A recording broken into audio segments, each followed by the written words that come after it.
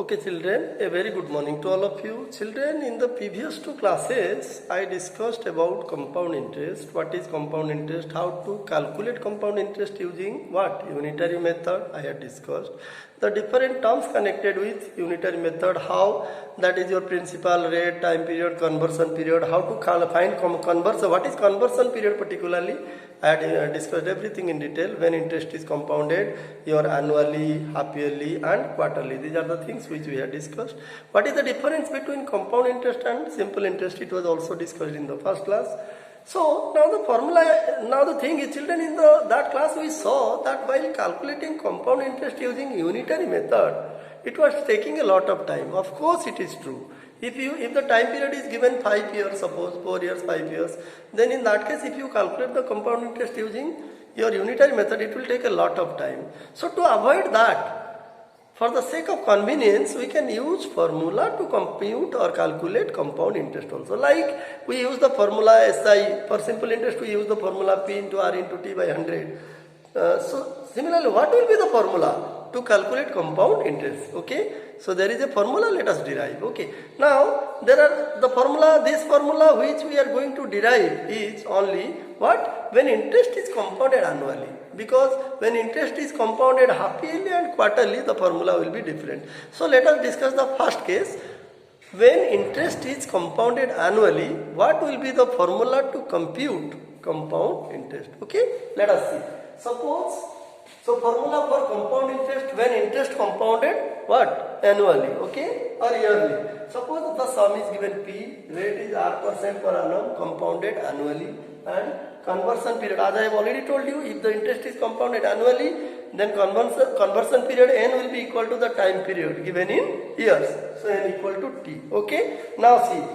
Now what will be the interest for first year to find out? Interest for first year. So interest for first year is SI P into R into T. P into R into time is 1 divided by 100. So this will be PR by 100. You see. This will be the interest for the first year. Now you have to add this interest to the principal, that is P, to get the amount equal to principal plus SI. So what will be the amount after first year? Okay. Therefore, you see, A1 means amount after first year. Amount after first year will be P plus SI, P plus PR by 100. Now it will be equal to how much? Take common P, it will be 1 plus R by 100. If P is taken common, it is P into 1 plus R by 100 to the power say 1. Okay, let this be equation 1. So this will be the amount after first year. Okay, now what will be the amount after second year? Now you know, whatever is the amount after first year, that will become what? That becomes the principal for the second year. That means this will be the principal for, you see, principal for second year is how much? P into 1 plus R by 100. Okay. Now if this is the principal for the second year, then what will be the interest? Simple interest for the second year. You see. So I2 means interest for the second year. It will be P into R into T by 100. P, what is the P? This is the P value, principal value, P into 1 plus R by 100 into R. Time is 1. PRT by 100, you see, and this will be equal to how much? It will be equal to PR by 100 into 1 plus R by 100, see. So this will be the interest for the second year and this is the principal for the second year. Then what will be the amount after second year? Let us find out. Therefore, you see, A2 means it is the amount after second year. Amount after first year, this one. What will be the amount after second year? It will be P plus SIC. This is P value principal. P into 1 plus R by 100 plus SI is this much. PR by 100 into 1 plus R by 100. Okay. So see children. Now you simplify it. Now you have to simplify this expression. So this will be equal to, take common 1, you see 1 plus R by 100 is multiplied by P, 1 plus R by 100 is again multiplied by PR by 100. So we can take this one as the common. So let us take common 1 plus R by 100, take common. So what will be left here? P. And what will be left here? It will be PR by 100. Okay. Now again you see here in this expression P plus this, P can again be taken common. We can take P common. We can take P common. See, if you take common P, this will be 1 plus R by 100, and again it is 1. Again it is 1 plus R by 100. You see. So what will it become? It will become P into 1 plus R by 100 whole to the power 2. 2 times multiplied. So this is equation 2. See. This is the amount after first year. See, this is the amount after first year. Now this is the amount after second year. Now let us calculate what is the amount after third year. Now see, since this is the amount after first year, so this will be the principal for third year. Okay. Now principal for third year will be equal to this much, P into 1 plus R by 100 whole to the power 2. Okay. Now we will compute what is the interest for third year. What will be the interest for the third year? You see. Now I3, interest for third year. Interest for third year means principal into rate into time. This is the principal. You put P into 1 plus R by 100 whole to the power 2, and R is R, time is 1 divided by 100. So again it is equal to PR by 100 into 1 plus R by 100 whole square. You see. So this will be the interest for the third year. Okay. Now if this interest for third year is added to the principal, we will get amount after third year. Okay. So what will be the amount? Therefore, what will be the amount A3 after third year? After third year, this principal P into 1 plus R by 100 whole to the power 2 plus this is the interest PR by 100 into 1 plus R by 100 whole square. See. Now let us simplify it and see what we are getting. So P 1 plus R by 100 whole square, 1 plus R by 100 whole to the power 2. It is common because it is multiplied by PR by 100 and it is multiplied by P. So this can be taken common. So take common 1 plus R by 100 whole square into P plus PR by 100. You see. Okay. So again take common P in from here. So if you take common P, it will be 1 plus R by 100 whole square into 1 plus R by 100, and which is equal to P into 1 plus R by 100 whole to the power 3. This is equation 3. See children.